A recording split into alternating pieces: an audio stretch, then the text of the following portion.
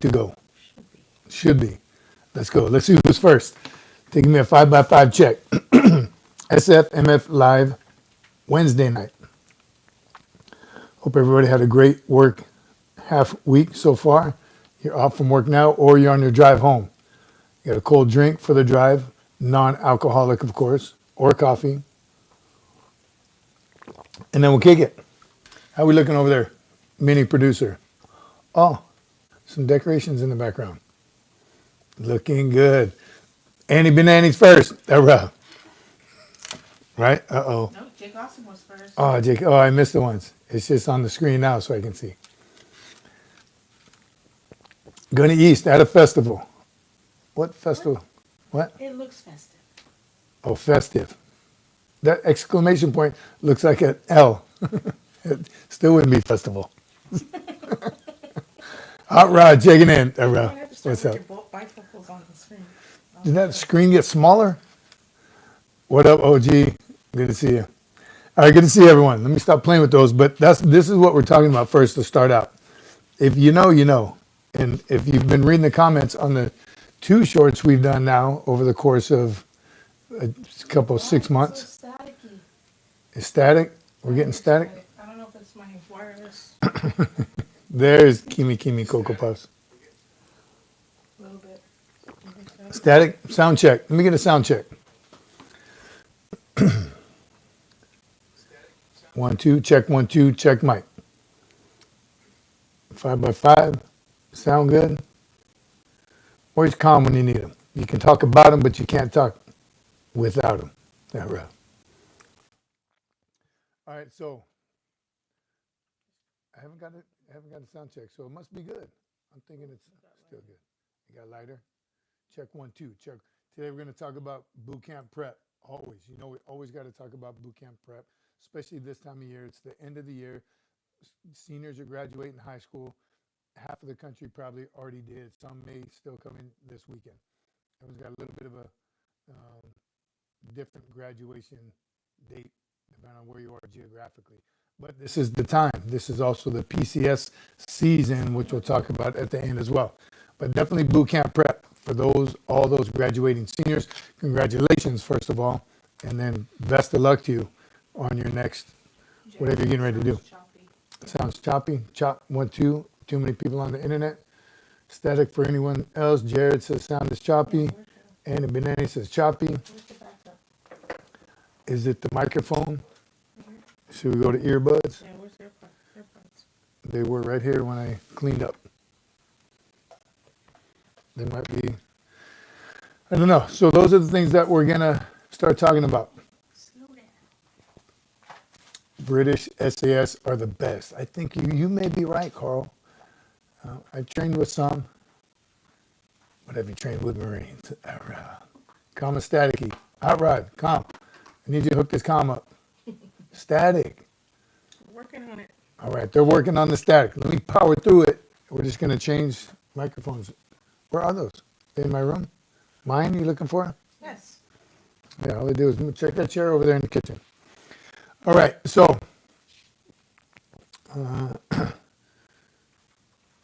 your shoulder stun the enemy, one eye, that might work. What does, yep, Marcellus Wallace, that's who we need out here. Good evening. David Bryant. All right, 2% milk. Look at David Bryant letting us know what we're drinking. What's everybody drinking and where are you watching from? That's what we like to ask. That's how we start out. Do a little roll call. Live stream, yes. Randall, it's on. Jace, good place for you to be here. Mascara on Prince. Good place for you to be here. Ask some questions. Jace will make sure that don't happen anymore. I don't think, is it, no? We still good? Let me get a confident. It's not, it's still stuck. You guys can hear it? Everything is still good? Random urinalysis today, my favorite. Used to love those random urinalysis. Gunny East, and it depends on when you came in the Corps. It was hot and heavy when I first came in. Drugs, what we're talking about. His unit is doing a random urinalysis is it to catch people doing drugs, catch Marines doing drugs so you can kick them out? Yes, but it's also a deterrent. If your unit does random urinalysis, that Marine that's thinking, man, should I chance it or should I not, might be enough deterrent for him to do the right thing and not do it. So I can believe in urinalysis 100%. You check my office? I believe in the urinalysis. And I came in a time when drugs are very rampant for some reason. And I remember we did multiple random urinalysis. Sometimes it'd be fallout for PT 05. They say, come early, bring your ID card. That's how you knew. You have to have your ID card to take conduct a urinalysis. And then how about you can always expect it Monday morning, right? You should be expecting it Monday morning after a weekend, or Tuesday if you have a 72 or a 96, right? 72-hour pass or a 96-hour pass. Definitely you can expect a urinalysis after those holidays, or you go on leave for an extended period of time. Those are no-brainers. To get crafty and shifty, sometimes units will do it on a Friday before you go on liberty, because you're thinking, today's Friday, I got all weekend, Monday or Tuesday to do it, maybe, whatever. Don't take no chances and just don't do it. Easy as that. So, Gunny, even did them in Africa. Had to ship the P to Walter Reed. I'm telling you, it shouldn't have to happen, but it has to happen. There's still Marines that get in with the wrong crowd or had been using drugs prior to going in, then they go in, they're clean for a little while, but get the opportunity. And here's the bad thing. Around military bases is where druggies know that they can get one or two to give in and purchase it. And they know you have money, right? That's where what's near Marine Corps bases? All bases. Barbershops, of course, tattoo shops, liquor stores, the strip clubs, right? All the same stuff that appeal to a young Marine with a paycheck. All of a sudden, every 2 weeks, he got money in his pocket. Car dealerships, right? E1 and up, finance right here, 27% interest. Oh, for you, 25%. They hook you up. So be careful. Careful once you start shopping right outside the base. Gun stores too. Yep. All right. So I think so too.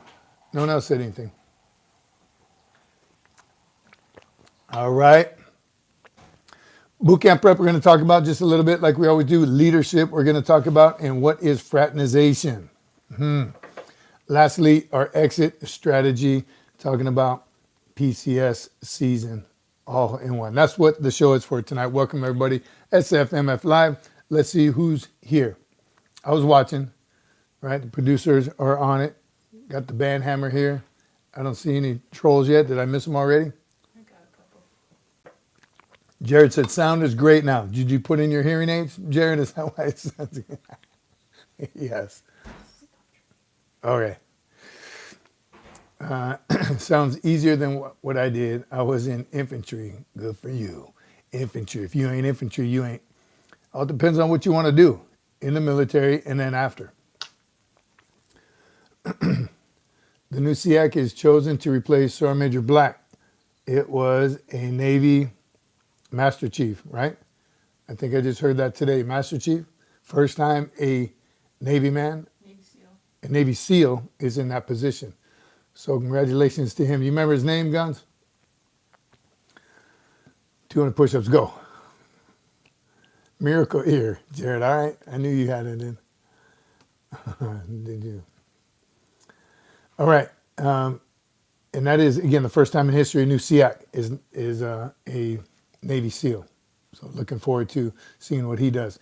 And I'm not quite sure exactly what he does. He's a senior enlisted advisor to who and what power and position does that also entail. I know Sergeant Major Black had it for the last 4 years, didn't really hear too much about it. Maybe it's just me.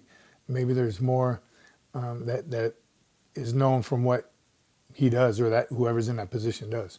But good on the Master Chief and Navy SEAL. All right, Gil. What's up, sir? It's Gil from Delta. All right. Semper Fi, Gil. Thank you. All right, get after it. I thought they said lay cookie. United States Navy Fleet Master Chief. Here we go. The new SEAC is United States Navy Fleet Master Chief. And I don't know what the initials stand for, something, usually service warfare or something else. David Isom. All right. Joined in 87. Nice. Good. Once again, congratulations to him. I hope he does well. All right. Are we ready to talk boot camp? No, first I want to talk about a couple of shorts that he just did. And I brought these out so I wouldn't forget to talk about them. And if you know, you know. Marines, if you know, you know. Some of the comments, there was so much comments on this one. First we did it about 4 or 5 months ago, just how to blouse, a way to blouse your trousers, right? We demonstrated it around the boot, had Cadet Cece performing it, trousers down, one fold, reach in, grab the boot band, tuck them under like I was taught in boot camp. I don't know if I was ever taught any other way by anyone. So since boot camp, since you had the honor and privilege to be allowed to blouse your trousers. Remember, that's a big deal in boot camp towards the end of first phase. And then when you screw up, they unblouse you and it's embarrassing. So you wanted nothing more in boot camp but to blouse your trousers, right? It means you're getting salty. And then that top button too. You finally got to undo the top button, open it up, and blouse your trousers. You're on your way to becoming a Marine. Big deal in boot camp. And then by some of the comments I was reading on that post, and then even I did a follow-up. One is, how do you blouse your trousers? What do you use to blouse your trousers? Because I've seen 3 different versions. This is the one, again, I learned in boot camp, got issued in boot camp. These are great. One is not enough though, and a couple comments were, you tie them together right here, excuse me. Or I kind of weave mine together, just so I don't want to not even in the way. I just weave them in and out a couple times, and that keeps them together. Now you have 2, so they don't slip as much. Boom, just like that. That's 2 on one leg. Between the first and second eyelet, boom. Drop your trousers over, reach in, fold them up under. Some of the stuff I was, and that's what it is. Again, for those that don't know, not in the military or in a service that never blouses their trousers, but it's to keep your trousers up off the deck so they're not dragging. It looks 100% more professional when they're bloused, and it keeps things from crawling up in there, right? And if you're crawling around in mud, in the bushes, in the sand, you're laying in a position for an hour, don't you think some bugs are going to find their way up in there, a snake, a rat, whatever it is, wherever you may be. So it's for protection as well. And again, look sharp. So I get it if they're a little loosened in combat, because when you run, you fight, you move, communicate, all that stuff, they are going to move. That's why I use two though to keep them tight. And the Marine Corps also has the spring, right? It looks like a screen door spring that pops the door back, just a little screen, about this same size, but it's a tightly woven spring. It's pretty good. It's a little thicker. I didn't like them. They were too tight. On my ankles, I tried to stretch it. I stretched it too much. They're no good. Went back to these. Now they have Velcro straps. I don't know any Marine that's ever worn a Velcro strap, but it's about this thick, and it's probably about this long. Velcro on each end, and you Velcro it together. Never even tried those. Again, I don't think they sell them in Marine stores, but I've seen them somewhere. So somebody obviously wears them, and somebody even talked about it. But the part that was confusing me was people that, well, I don't blouse my trousers anymore. I used to. After boot camp, I stopped. Those have to be all the other branches of service except Marines. It's not an option for Marines to blouse them or not. Maybe on what they use to blouse them, sure. But not your socks. We don't tuck them directly into our boot. And I saw some pretty creative ways that people were talking about. Someone even uses their boot laces. So they obviously wrap their lace around their boot, then they tie it, leave it on the outside, and then use that as a blousing, which I could see that. And I'll back up even further. However, we were taught to tie our boots and then tuck our laces in so they can't be seen. Not only can they not be seen, that's less likely to come untied if it's tucked in your boot, right next to your leg. So all those things, again, some of the comments I was saying is I don't use those. I never have, never liked them.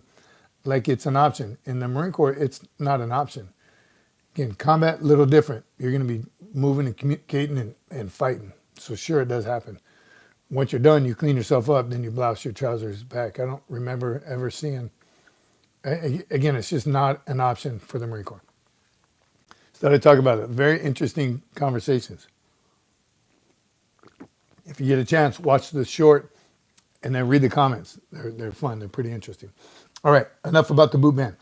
I do have a quick story about the boot band zone, about blousing your trousers. I was a company gunny. The company commander was getting ready to talk to the boys, so I got them all in we had a classroom. I was a young, motivated staff sergeant, era. Got the company ready. I was standing by, waiting until the captain walked in so I can call attention on deck. Everything was going great. He walked in, attention on deck. I was snapped to attention. Good afternoon, sir. Good afternoon, sir. He did his thing. Carry on, men. Went to the front. We had a little podium. He was talking and motivating the boys. Everything was great, except at one point I looked down and I saw the captain did not blouse one of his trousers.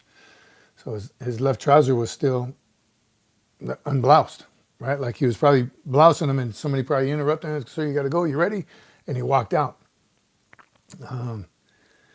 So I'm in the back trying to get his attention to it, and he didn't really catch on right away, and he was just motivated into his speech. And so I left it. I didn't try again. I didn't want to make a scene. Didn't want it to be noticed. So as soon as it was over, as he's walking out, I told the man, okay, man, go to work. I go back to his office. I was like, sir, you forgot to blouse your left trouser. He looked down, he saw, he's like, what? What's the matter with you? You're supposed to be my company gun. You got to take care of me, make sure I don't do anything. Like, you let me talk the whole time, you didn't say anything. I said, sir, I tried, but Marines didn't notice. I got him. I'll divert him. So, point being, again, it's not an option for Marines. We just don't not blouse our trousers. All right. The strings, Hot Rod brings up. The old camis, the Woodlands, used to have that nylon string sewn into the bottom of the trousers.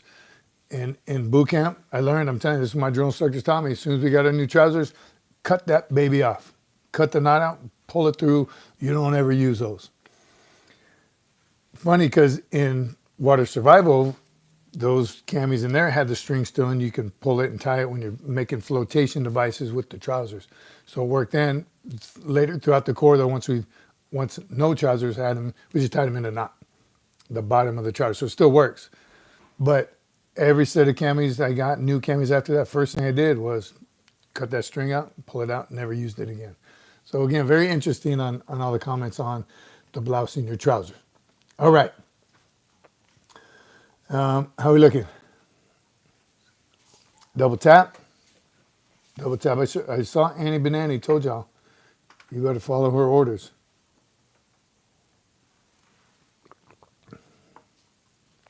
All right, flotation device.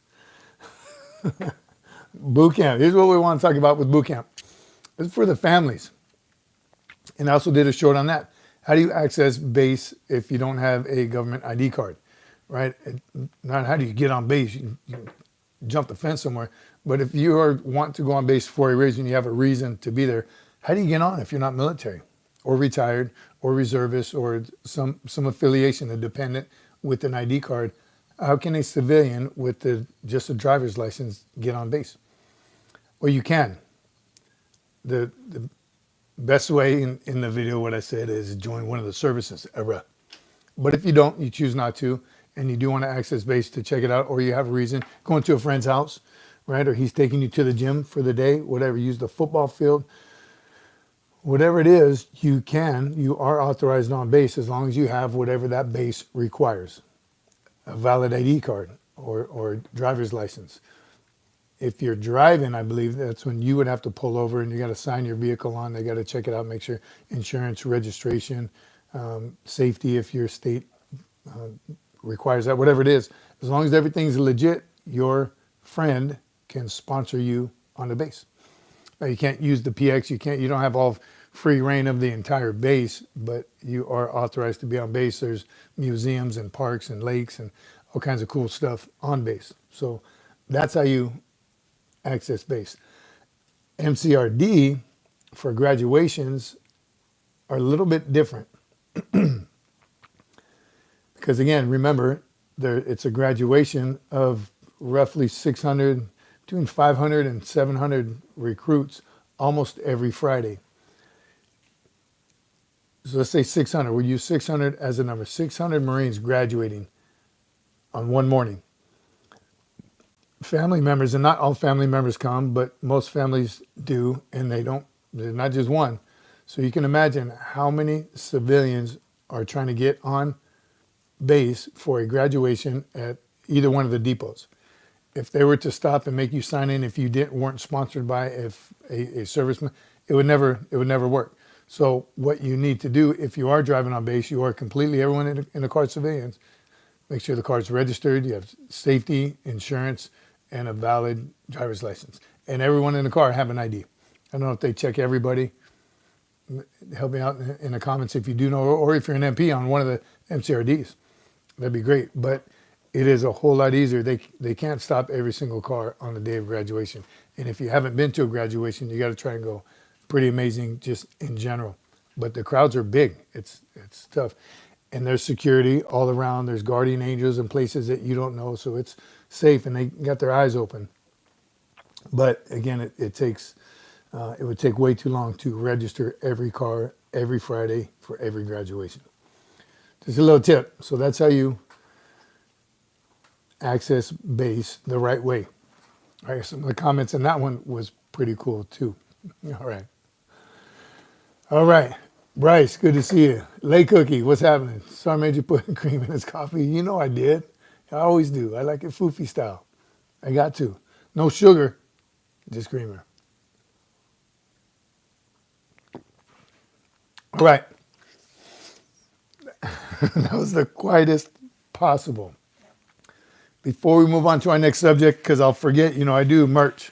SFMF merch.myshopify.com. Try one more time. SFMF-merch.myshopify.com. Green Monsters, going quick. You got to get you one. Especially you new Poolees, getting ready to be recruits, getting ready to be Marines. Those of you going to college to be a lieutenant one day, lieutenant commander's or platoon commander's notebook. Got to have it. All the leadership billets, starting with fire team leader. You should have a book all the way up. Everyone needs one. Green Monster.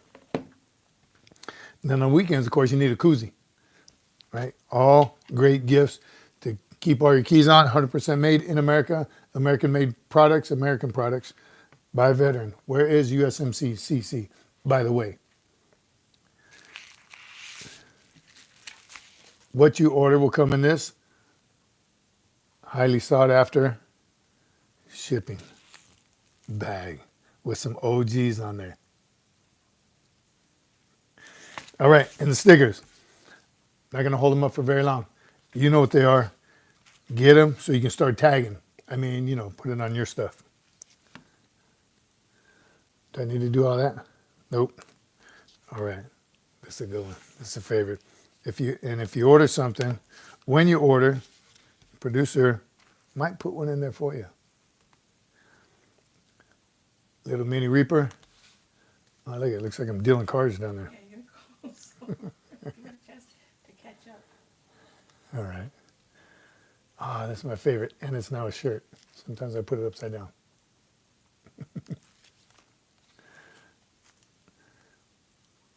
The old favorite playing card, the King. All right, you see this one on my cup? And the boom in your face one. This is all on the description in our channel, sfmfmerch.myshopify.com. And this one has been a success so far with this administration. Right there, you can make your own cup, just like this one. All right, boot camp. Getting on base. Any MPs out there? Was I wrong on any of that? All right. Another short I was doing was just today. In fact, if you haven't seen it, was terminal lance. What is a terminal lance? I'm not going to give the whole short away, but it's always there's like negative what's that word? Connotation to it. It seems like it. Oh, look, he's a terminal lance.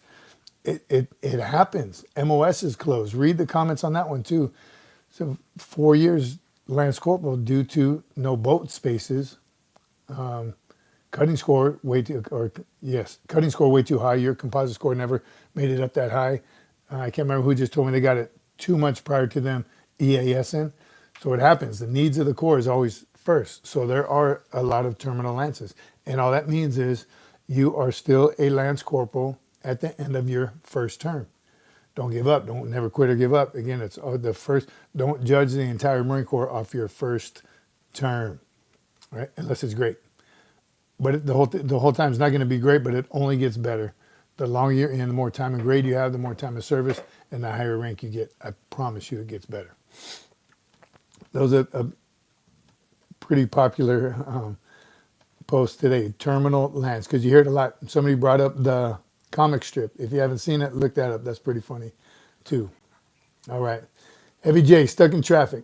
All right, we got you. Still got us, Lima Charlie. We got you, Heavy J.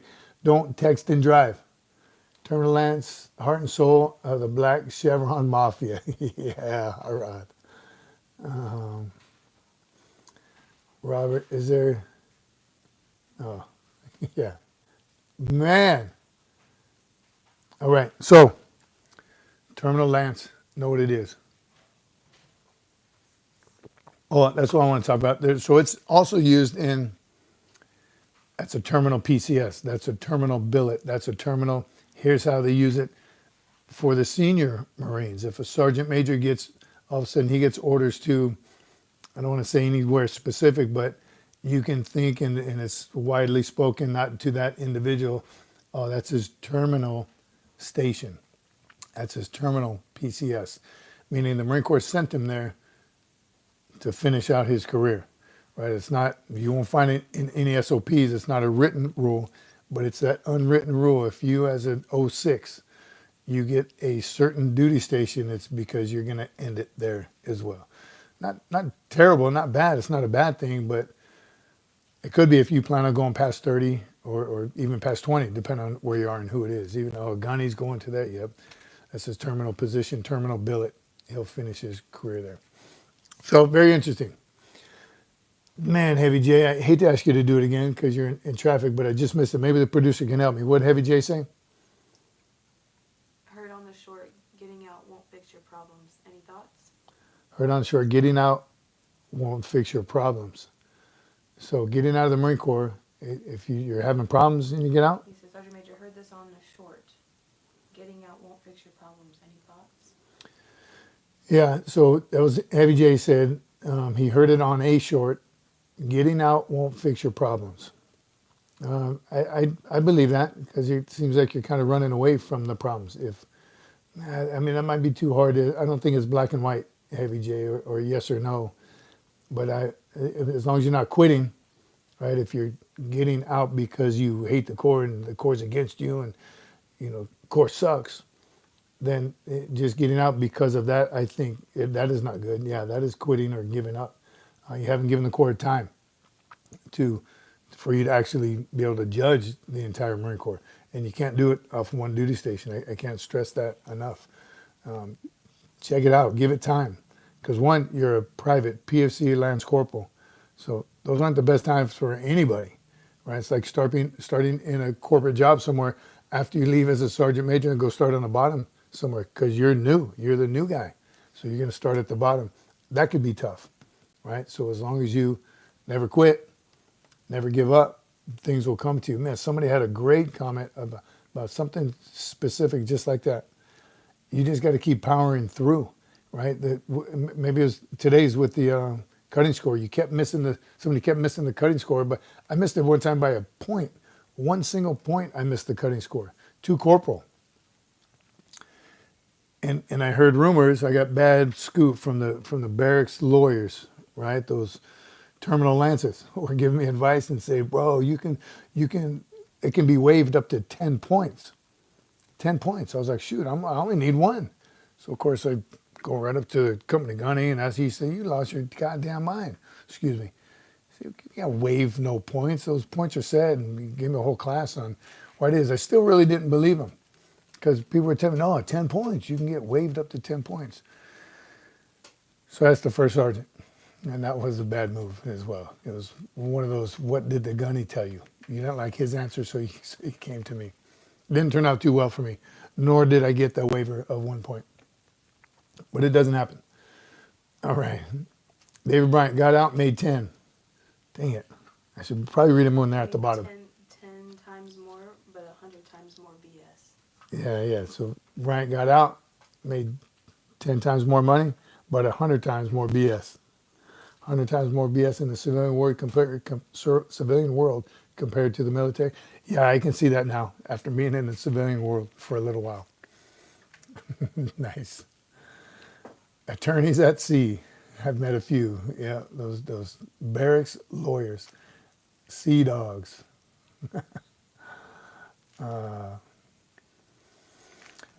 Jake Awesome, still working at it? You got to do anything and everything that you can, brother. Keep pushing it. Boot camp. I'm moving on from that, but again, this is the season. This is the season that kids, adults now, graduates are going into all the services. So and applies to all of them. Maybe not equally, but it applies to all of them. Physically fit and mentally tough. And then the third one, if and when you have time, and you should have had time, is to learn everything about that service that you're joining. The language, the lingo, the nicknames, all that stuff is just going to help you succeed more in boot camp or basic training, and then beyond. You're not playing catch up the whole time because you've studied history, traditions, customs, and courtesies, uniforms, ranks, everything. Learn how to talk the talk, so you're not fighting it once you get in. Got to get tips on getting in shape. Here's number one, Jake, is you have to do it. Bottom line. And Marines at some point throughout their career early on, they know how to thrash themselves. They were thrashed in boot camp. So just to physically thrash yourself to get in shape, we all know how to do it, right? I get it. Some people need to watch videos, take the pre-workout and get all fired up and do something first. But at the end of the day, I don't have no one to work out. There's many excuses that you can come up with to not work out. Or I only have 10 minutes. Is 10 minutes of physical exertion better than none at all? You're absolutely right. Do something every single day. I want to say walk is better than not walking, but you walk every day already. And if you're not happy with your body, walk faster. But you got to do something every single day, something cardio every day. And then start fine-tuning your workout. Write it down. Get you a green monster. Daily workout, 5-day routine. Check one of my early shorts, 5-day routine, 5 days, no days off. Here's why I don't plan a day off, because they're going to happen. Unexpectedly, inadvertently, your day off, say your day off is Sunday, I take Sunday off no matter what. And then Monday, back to killing the chest and tries is Monday. But Monday something happens and you don't get to work out Monday. Now that's 2 days off. So I don't plan for any days off. 5-day routine. Now Monday through Friday, 5 days. Day 1 to day 5. All right. So Jake, I'm starting to make myself run. There you go. That's how you do it. You just got to do it. Just do it. Doesn't somebody have a logo like that or motto? Just do it. I don't know. A small company. Just do it or something. I don't know. All right. The only way to lift heavier weight is to lift heavier weight. Maximilian nailed it. You got to lift more. And I'll even go a step further, Maximilian. Whatever your max is, at the end of that max, say it's 315 for you little guys. 315 if that's your max. Before you leave for the day, put on 340. Get spotters, of course. You got to feel it. You got to know what it feels like to hold up that much weight, because in a month you'll be lifting it. So you got to get your muscles ready. So you want to lift more weight? Lift more weight. All right. Nike, a small company. Just do it, Nike. Look at it, some Nike fans. All right, your legend greetings, friends from Ireland. Yo, you're a legend. Greetings from Ireland. Thanks for being here, Ireland. Mate, am I right? Glad you're here. Appreciate all y'all being here. It's Wednesday. It is Wednesday night. This is how we love to spend it. It's been crazy around here logistically with a graduate, right? The grad parties we just had, just graduation alone, and then planning for her future. You all know she was on here a while ago. She unveiled that she's going Texas A&M Corps Cadets. But you're not done. We're not done until I guess she steps on those yellow footprints and they got her. So it's still logistically pretty taxing the entire time. But we love it. And we're trying to share as much with y'all as we can.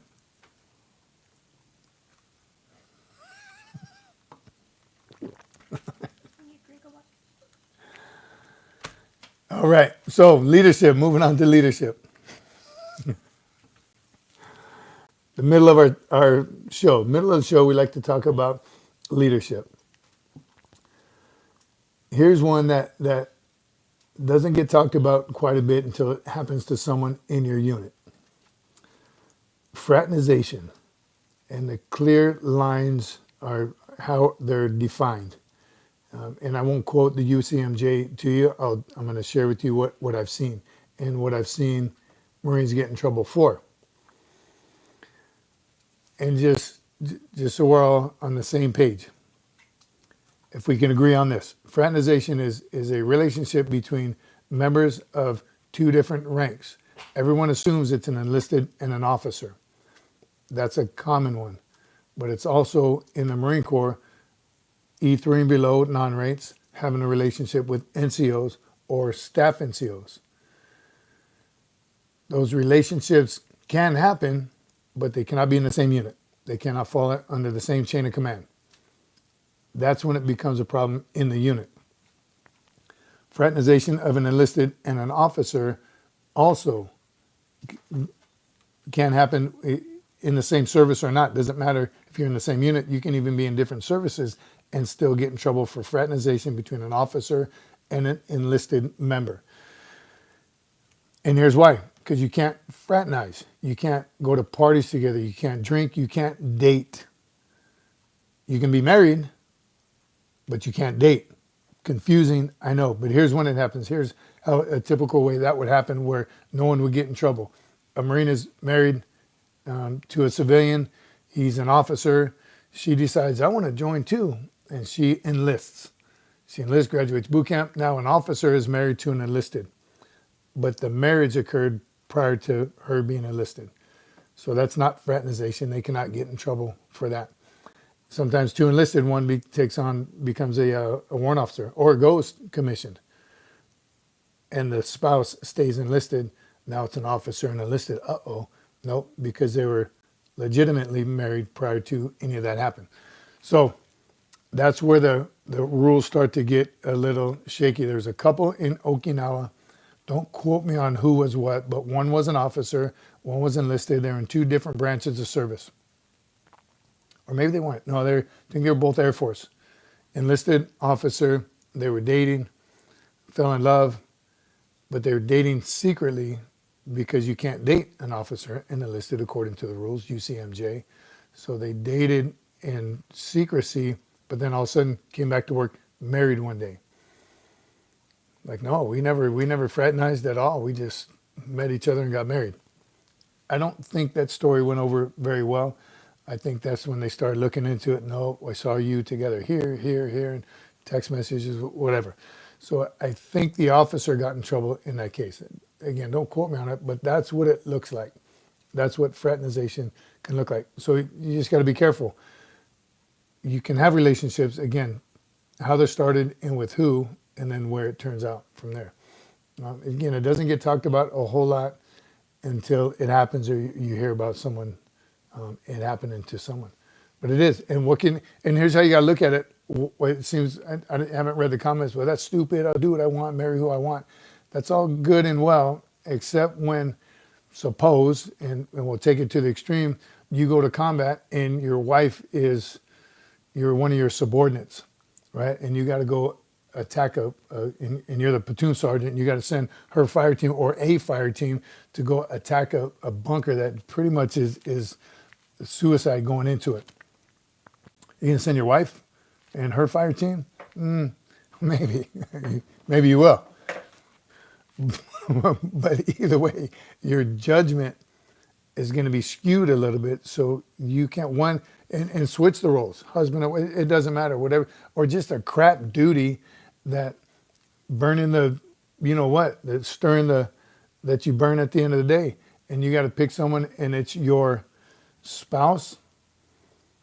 It's just not going to work out. And to avoid any of that, it's just not allowed, right?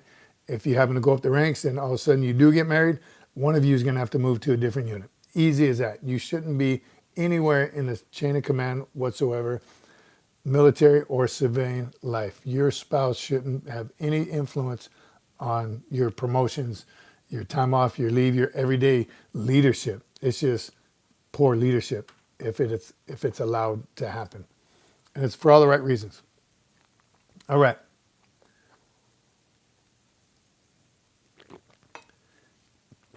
How are we looking on that? All right.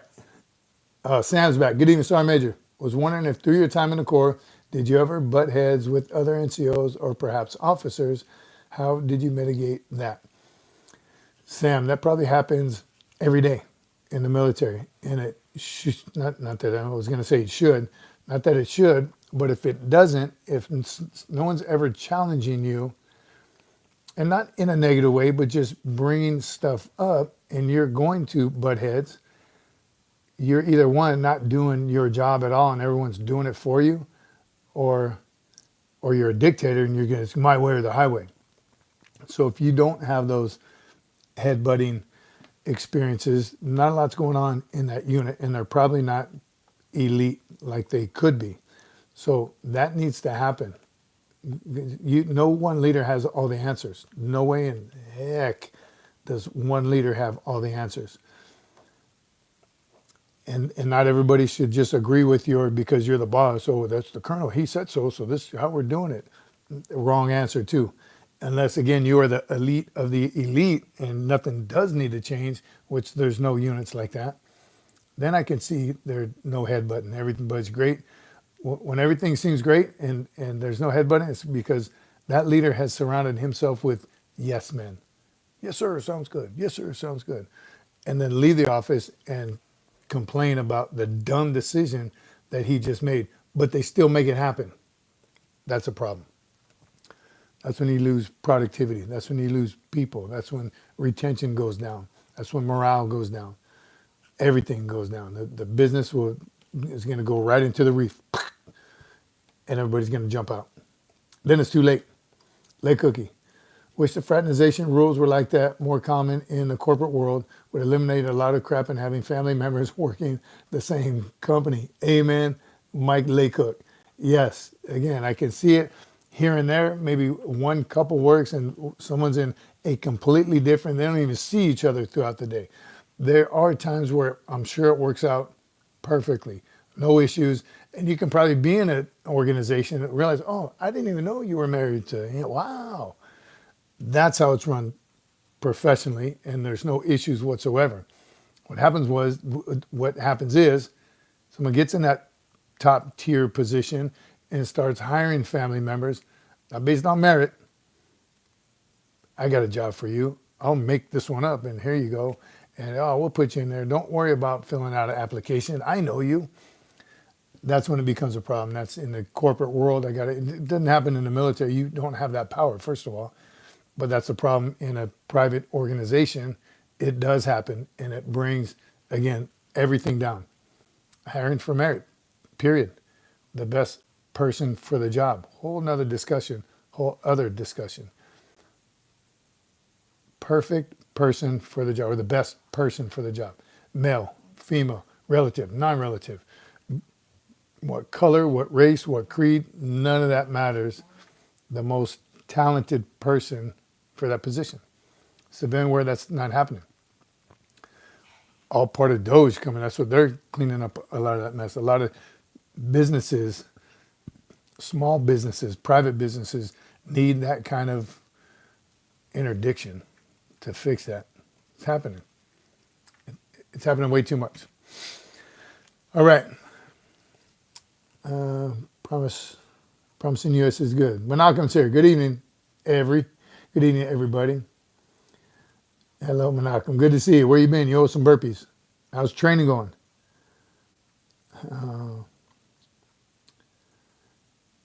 It's a whole different topic and subject once you leave the military. Remember we talked about combat leadership. Does it translate over? Does just military leadership transfer over into the civilian community? Yes, it does. In my opinion, it absolutely does. The services, Army, Navy, Marines been around 250 years, right? Winning battles. So I think that leadership style is working for the military. So why on earth would you start a business and not use any of that leadership skills and performance, and especially if you obtained a high rank in the military, then you start a business or you're just running a business. Why wouldn't you use all those lessons learned, remember where you came from, what it's like to be led, what it's like to lead? All those things should be in the front of your mind for your business plan, for your business. It's been successful. Why wouldn't you bring everything you've learned for 35 years, right? However long you've been wearing the uniform, bring that to the table in your civilian community with your team and lead. Basic Leadership 101. All right. Doge has fought $160 billion. Mark, I didn't see the rest of that, but I hear you. What did Kimi Kokapa say? So hit that like button. Oh, hit that like button. Smash that like button. All right. That's the leadership tips for the day. I'm not in training yet. My packet moved up and is approaching, or it is approved, but I can't accept the commission at this time. So your package is in, it's been approved, but you can't accept the commission just yet. Make sure and let us know, and when the commissioning ceremony is. Greetings from Norway. All right, Norway's in the house. Let me go down. How do you feel about a 2-year E5 in the Navy? That happens too, and congratulations to him or her. That's awesome. They must be kicking butt and taking names. I think the Marine Corps stopped that unless meritoriously you can't get it. So I've seen it throughout my career, and nowadays it does happen. I think that the fastest all the way up to E9 was like 12 years. I think his name was Quick too, Sergeant Major Quick. So it does happen.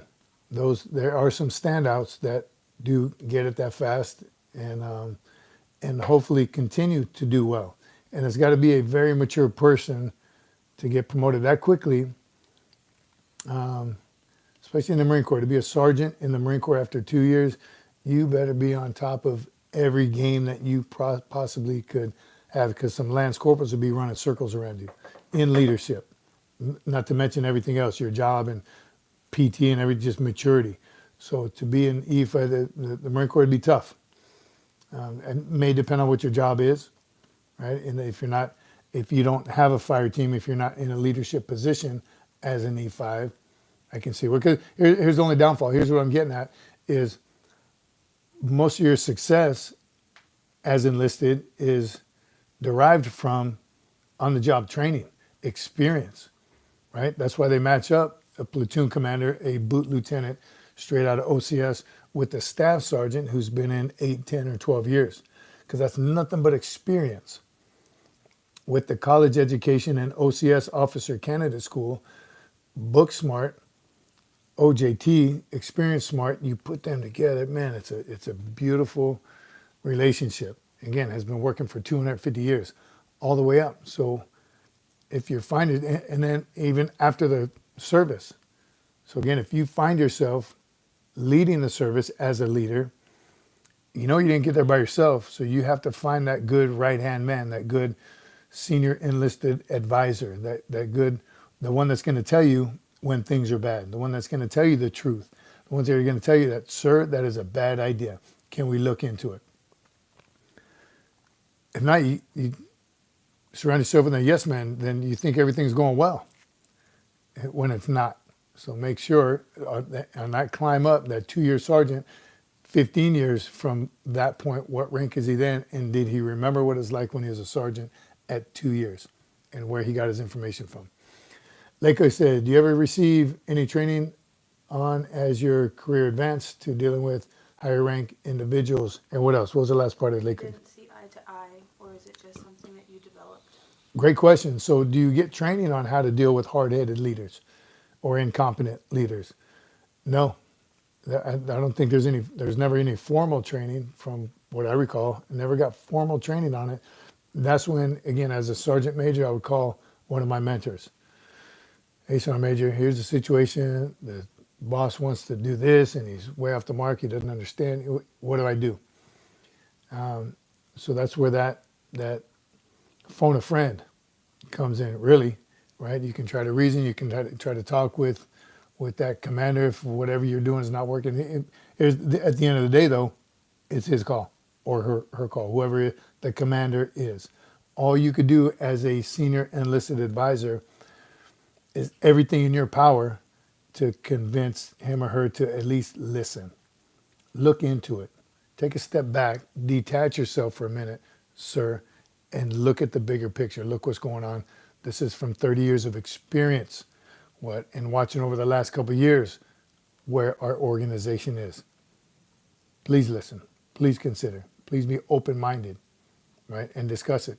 So great question, Lake Cookie, and I don't know if they could have a curriculum for that. This is how you deal with leaders that are too soft, leaders that are too hard, leaders that are incompetent. There's probably so many different scenarios that it'd be hard to hit on it. But I can sum up the class right now. Be open and honest. Be transparent. Communicate. Right? If that can go both ways, and if you're listening to listen, not just to hear what your advisors are telling you, you're actually open and honest about discussing a better way ahead. Great point, though. There should be. Bob, how you doing, bud? Good to see you. David Bryant, that's a good point, too. Just let them step on their Johnson. They'll eventually come around. So that's that karma, and that has to happen at times, too. How long can you try to spoon feed this leader before you finally give up and let him fall on the sword or step on his Johnson? Right? And that happens too. That it absolutely does. And I've never been a I told you so kind of guy. I've thought it many times. Try to tell you, try to warn you. Look at you now. If you'd have just stopped for a second and put some passion into these decisions that you're making, then we wouldn't be here. And again, here, let me give you one more hand and help you out of this pit one more time. Shouldn't have to come to that, though. Just good, solid transparency. Again, I know it's a buzzword right now, but good God, let's get it. Let's get it open. Let's get it out there. What's best? Mission accomplishment. That's still number one. Mission accomplishment. Along the way, if you could take care of all those small problems, numerous problems that keep coming up to you, instead of sweeping them to the side, instead of sweeping them under the rug. You can't make everybody happy. Well, you can sure try to make as many as possible happy and not just yourself. Ain't about you anymore. All right. Yes, Bob, here's me 5 by 5. All right, we're cooking. Is that much? Too much on leadership? Send their butt to S3. Did I mention it was Ops Chief for a second? Ops Chief is an unforgiving job. I get that. But if the Ops Chief is not busting his or her butt 24/7, that ain't a good Ops Chief, right? If there's problem in the training schedule, if schedules get mixed up and two people show up at the same time at the same place, Ops Chief is not doing it. What does it ultimately amount to? Every success is due to good leadership. Every failure is due to bad leadership. But leadership is the common denominator in both scenarios. Leadership 101. All right. SFMF Sergeant Major 1046, Bravo Company 1371, engineers up. What's up, JTB? Good to see you. All right. You would think that they would know who the birds were before they got promoted. You're talking about promotions or promoting them?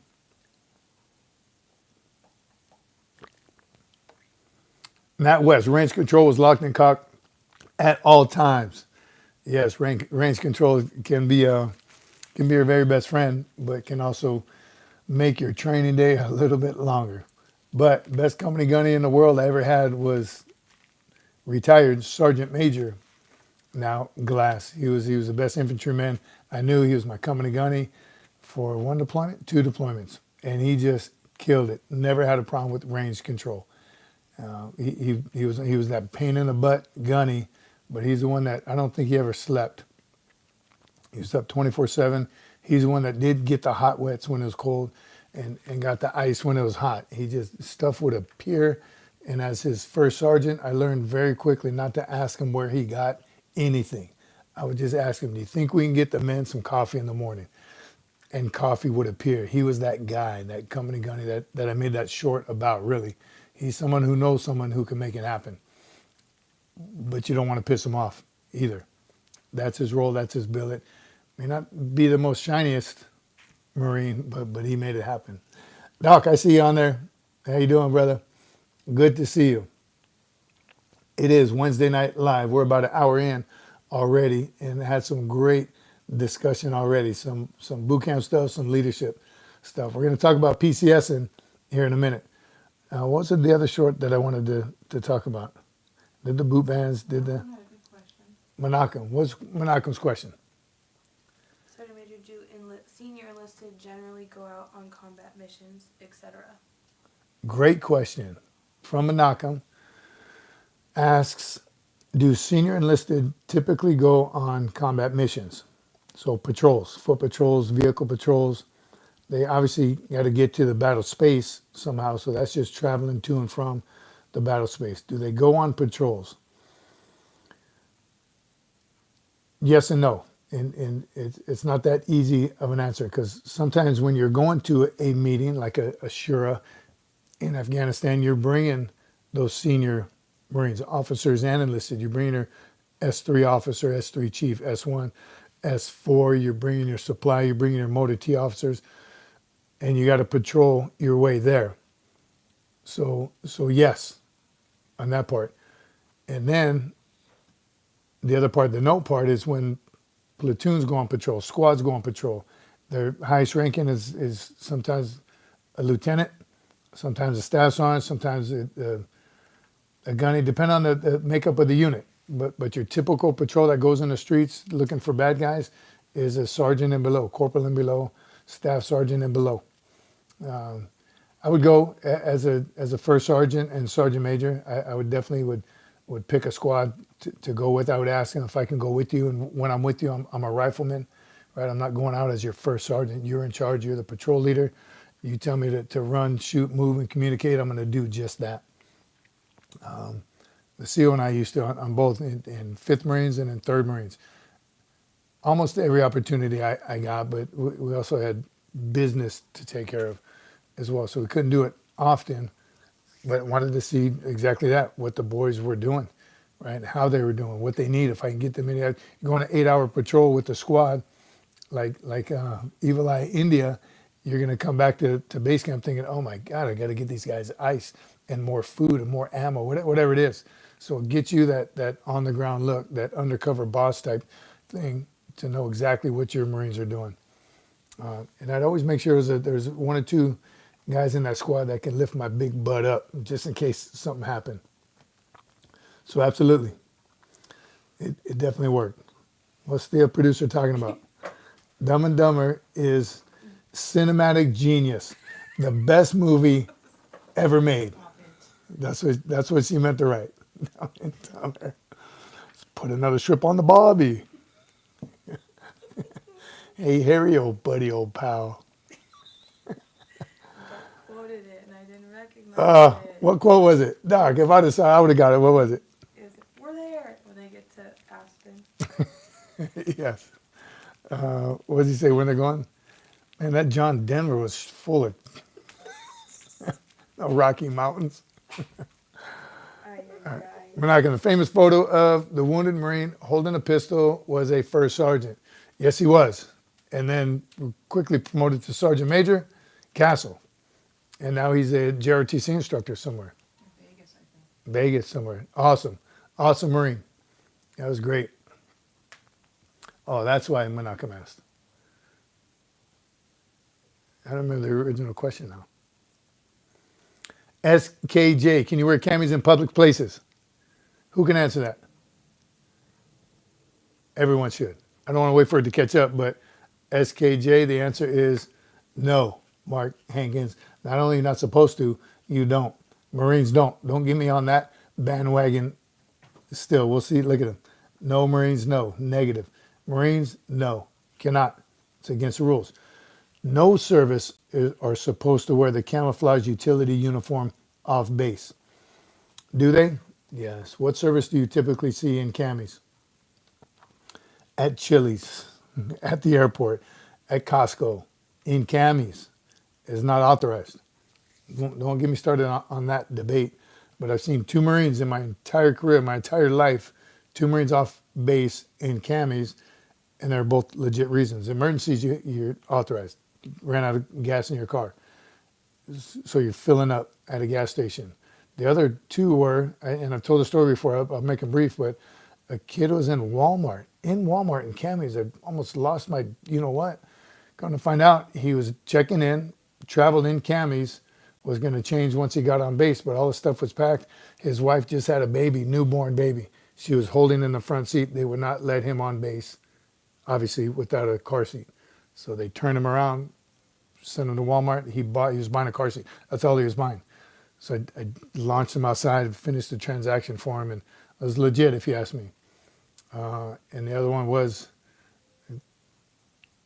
Marines went through a drive-through, which you're authorized to do, and something must have happened to their order because they parked, he got out of the car, tried to go make the mistake right, and he was in camis, but he kind of saw maybe that look I gave him, and he turned around and left, and maybe went through the drive-through again. I don't know. 2 times in my life seeing Marines off base in uniform. So Marines don't do it. In uniform or in camis? In camis, just camis, in a public place. Camis in a public place. And it's probably been 20 years now. You never even you weren't authorized to even go through a drive-through. They added that later. And that makes sense to me. You're just not, it's your working uniform. Okay, for one, if you're just working every day and it's probably dirty, filthy, you shouldn't be outside in it anyway. Menachem, I do believe the Army is authorized to wear camis Seems like it. off base. Could be wrong. I hate to call you wrong, Menachem, but I think you are wrong. I think the official word is you cannot, but it just doesn't get enforced. I need to hear from some Army on here, active duty Army, and you let us know.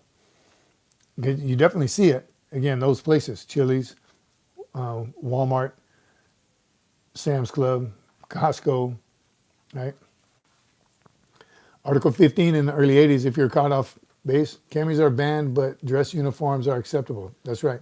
You can wear, for the Marines now, you can wear everything in between camis, which is, we call it the lowest uniform, to the very highest, blue dress alphas. That's a dress blue uniform with the medals. That one's not authorized for leave and liberty either. So camis are not authorized leave and liberty. Blue dress alpha, not authorized for leave and liberty. Ceremonies, balls, you're not supposed to hang out in town in that uniform. Everything in between is authorized for leave and liberty. Not everybody just upholds that. Hey, Marine, I bet you're retired. Yeah. Army, that's a no on wearing BDUs off base. There you go, from Libra, 61. That's what I understand as well. No service.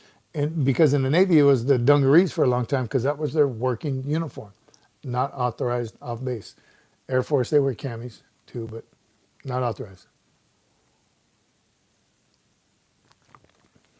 Mark says, Marines hate nobody but are the best warfighters. Right? I don't hate nobody. Used to be a little LAX at El Toro. Pax? Oh, Fex? It used to be Oh, little lax. Oh. Yeah, maybe. Any stories on AAVs? I got a little story about an AAV that Route Diamond, is that what it was in Iraq? Route Diamond. We had patrolled our way to somewhere where a patrol got hit, and we would help them real quick, kind of clean up, shoot everybody away, get a little action. But one of the AAVs was stuck there. They didn't have any, or they once their unit left, there was an AAV left there. It still drove, but it had to be driven back to, I don't know, wherever their patrol base was. And I volunteered to drive it. Actually, I mean, I needed to. All our drivers and up guns that was it. We didn't have any extra, but I was an extra body on this patrol. So I learned real quick just how to go forward and turn left and right and drove that AAV back. Pretty interesting. Luckily made it all the way back with nothing happening. All right. Why are the docs such bad you know what? Benjamin, great question, because they absolutely are. The grunts, the docs with the grunts are grunts. Right? And every now and then you'll come across a soft one, doesn't want to go out, doesn't want to patrol. Just switch him out. He joined the Navy to work in the hospital maybe. Nothing wrong with that. But the ones that go green never want to go back. The good ones that deploy with infantry, I'm telling you, after a couple months into a deployment, definitely after multiple deployments, you forget that they're Navy, and you would think that they're part of your infantry crew. They wear Marine regs, Marine camis, Marine haircut, grooming standards, height and weight standards, and they do everything that the grunts do. And the good ones learn how to work all the weapons, learn how the grenades, every asset that we have. Not supposed to be doing it because they need to be made available to work us back to life. But there's some right there, hot rod, corpsmen are angel warriors. Amen. Amen to our Navy corpsmen. Dr. Sergeant Major, how do you feel when you see American flags and military imagery used in marketing by companies that don't manufacture in the U.S.? So great question, Doc. Flags in general, the U.S. flag. Yes, I am one of those typical sergeant's major that loves color guards and the colors and the flag and how it's represented, and it's been in the numerous ceremonies that I've put on. Yes, every event I go to, I watch the color guard and critique, just so I know, because you'll be surprised what you see when you actually pay attention to it. There's color guards for an NFL football game where the American flag is on the wrong side, so it happens. What Doc's talking about is marketing when they use it just to grab the military or patriotic people, but they use it inappropriately. According to the flag manual, and I'm not going to quote too much out of it, but there's a lot of things you cannot do. It cannot be made into clothing. You've seen them little short, those silkies, American flag, unauthorized. Ask about manufacturing in the U.S. Oh, just manufacturing in the U.S. Oh. So, yes, sorry, Doc, I already went off the handle on it. But there's a lot of things you can and cannot do with the American flag. But American flags not made in the U.S., and I'll be honest, I've been guilty before. Just flags arrive, I never looked at as much as we definitely do now. So it's something I specifically won't buy an American flag made in China. So I don't like it. I don't agree with it. I think, again, just what the current administration is trying to do is bring everything back to America, American made, in America, by Americans, making American money. So I hope we clean that up. I hope everyone collectively does. Buy American. Bob says, time to hit the like button. Like it owes you money. Yes, please. Like and subscribe if you haven't. Been hot and heavy. Good show so far. What do we need to talk about? Where's old man Jared at? I'm multitasking, so I'm slow to the keyboard. They're looking for you. You're the man. Any federal building in USA must have American-made flags. Hallelujah. Mark, I love that. I didn't know that. Any federal building in the U.S. must have an American-made flag. That's a new rule. In the SFMF community, every flag must be an American-made. Oh, it's not new? Well, yeah, true. I'll fight anyone for any reason, anytime I can carry bail money. You carry bail money. You seem to me like a person that carries bail money. Probably in your left shoe. You never know. We prefer USA. What American building in Africa is a They military? should just ignore comments. I'm gonna let them rant, but I'm not gonna. Okay. I'm not gonna delete them. Yes. Thoughts on ACVs? Wondering if you should reenlist in them or not. If you ain't a tracker, you ain't nothing.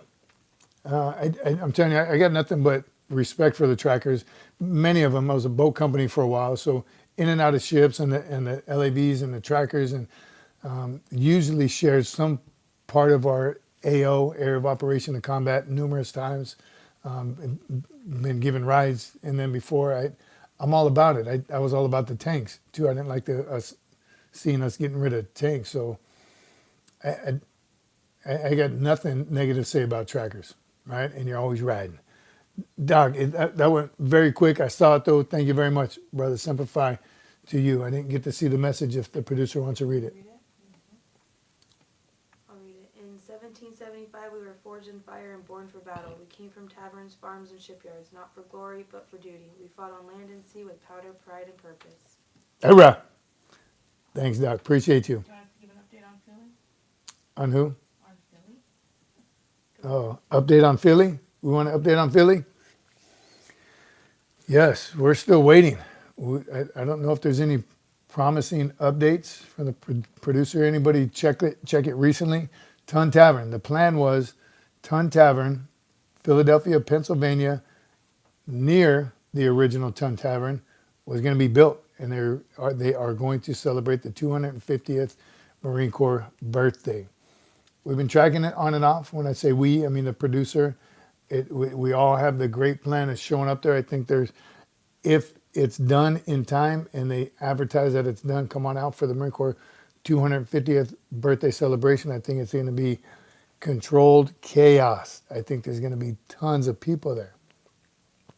Problem is, last we checked, they didn't have still didn't have the rights to the name Tunst Tavern, which that paperwork, who knows, can take a while.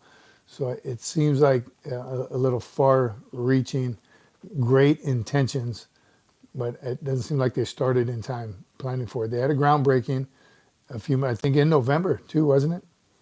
They had a groundbreaking and plans, and it sounds great. We were fired up, motivated. Everybody on here, we planned on, let's all meet there.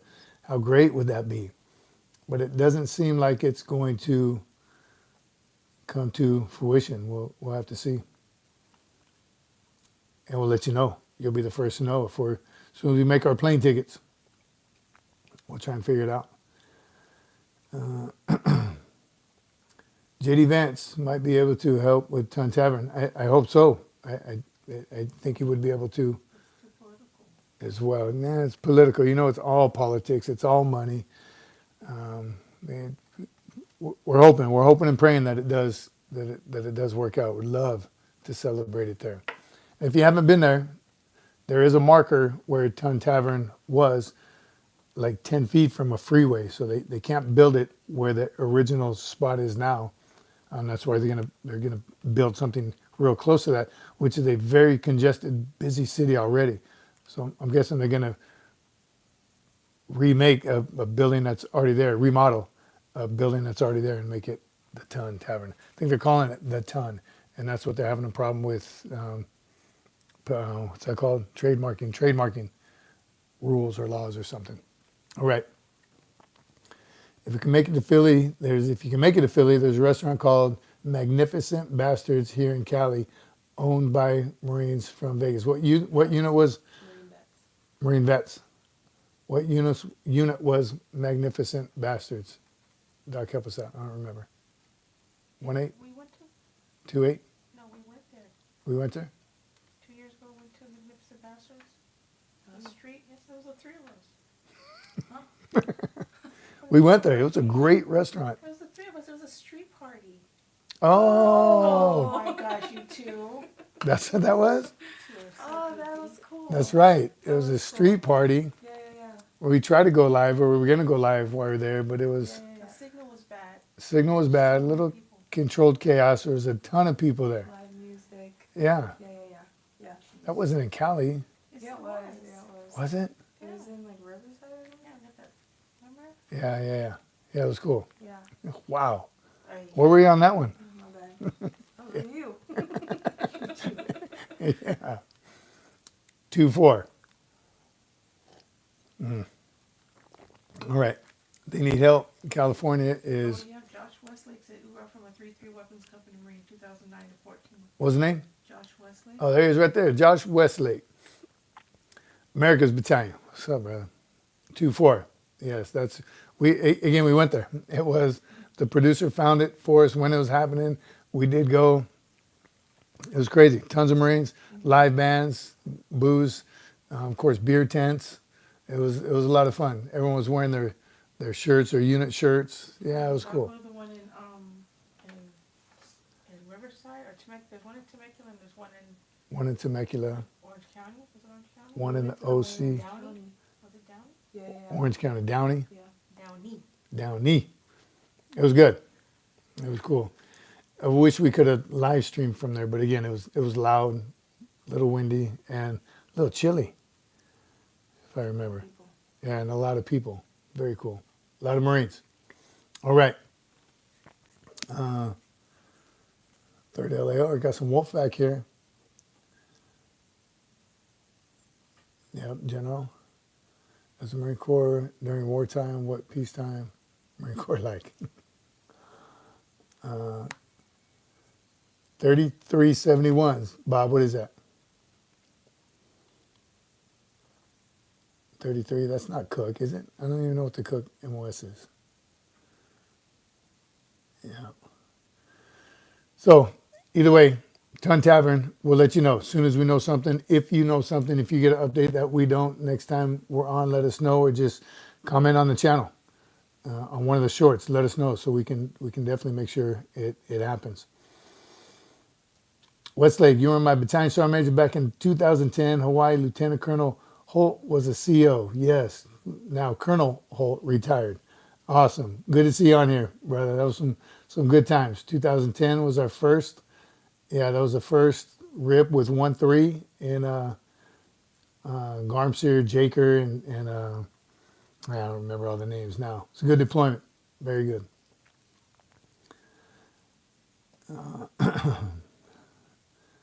3371 is Cook. Okay. All right. Thanks, Bob. Oh, that was from Willie. But that's what Bob was. Yes. Cook's rule.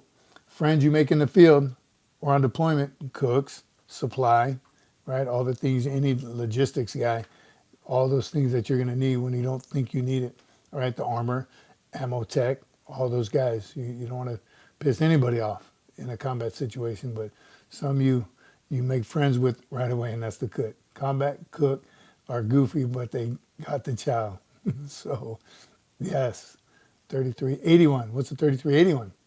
71's a cook. What's an 81?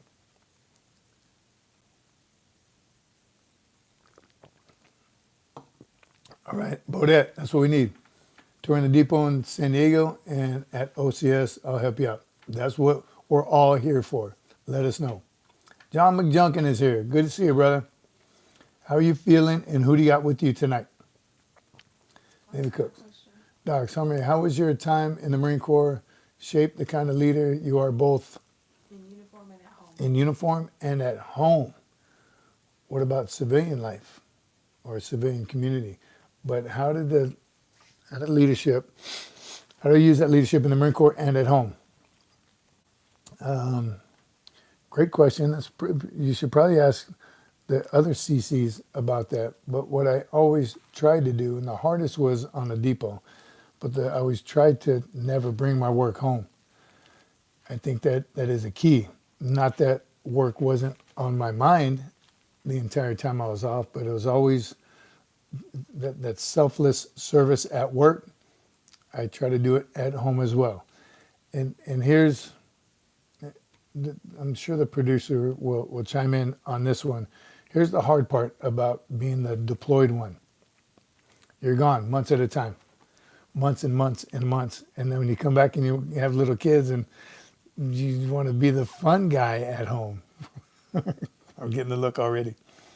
So the last thing you want to do is come home after deployment and discipline all your children.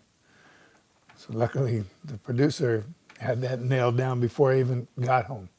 But what you have to remember on this end is don't mess with the routines. Don't try to change anything. Your spouse, he or she had been doing it without you and nailed it, has a battle rhythm, and they know what needs to be done, when it needs to be done, and how it needs to be done. And they're doing it all while you're out running around, pew, pew, pew, pew. You know what you're doing. It's dangerous, I got it. But the holding the fort down back home is not easy whatsoever. So the leadership I would try to produce in front of, I try to produce at work was, it's a team, one team. Again, like lines of communication. I'm telling you, when I went on patrols with who the team leader was a corporal, squad leader was a corporal, and I was just another part of the team. And everything Marines do is that's what we build, that teamwork thing. So that's what baffles my mind when leaders get to the top and all of a sudden it's an I at the top. It's just me, I'm in charge. This is how we're doing it. That's not what got you to where you are. So the same leadership you apply at work in the military, you apply and work it at home. If your family's successful, your unit was successful, why would you not want to do it in your civilian job as well? Blows my mind every time why leaders on the outside don't see that. So, Doc, I don't know, I bounced around a lot, but I think it just enhanced my leadership at home and now my leadership after the Corps, the things I learned in the Corps. All right. Last one, I promise. Looking back, what sacrifice meant the most to you and what was it worth it? What sacrifice meant the most to you and was it worth it? Here's one. I mean, actually, that popped up right away. I think I was just talking about it recently. I told you I made it home for every child being born, a blessing. Never missed one of my children being born. That's from God. Of the three olders, I did miss one of their graduations. And no, it was not worth it at all. And I tried to bump it back, and I didn't go on the advanced party because I wanted to wait back, and I couldn't logistically. I couldn't come in 2 days later than the rest of my battalion. But I wish I would have tried harder because that was a graduation from one of my children that I'll never get back. So other challenges, I missed a lot of birthdays and other holidays and was it worth it? I mean, looking back now, no, none of it was. Missing a day away from your family is not. That's not reality though, because less than 1% serve our country, so someone's got to do it, kind of thing. So no regrets for serving my country, but I just wish I hadn't missed a few things along the way. I don't know if that answers, but nothing specific significantly stands out. So at that graduation, that was tough to miss. All right. McJunkin asked, did you refer to the sergeant major as old? Say it again. Old man, this may be this may not bode well for you. Jared's talking smack. Oh. All right, Jared. What? Jared's talking See? smack? Yep. Even John McJunkin's got my back. Thank you, K-Splits. What do you say? John McJunkin asked if you're ready for some questions. They're ready for Let's some- go. you're- We ready? Everyone ready? Team ready for some McJunkin questions? Let's go.